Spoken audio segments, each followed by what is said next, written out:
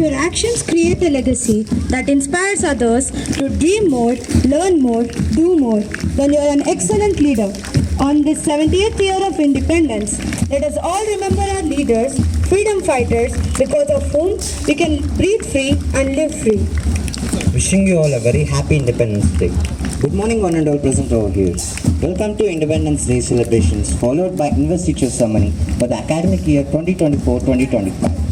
I am Vignesh and I will be your host for today's event. Joining me are our fantastic hosts, Gayatri, Shloka and Tejaswini.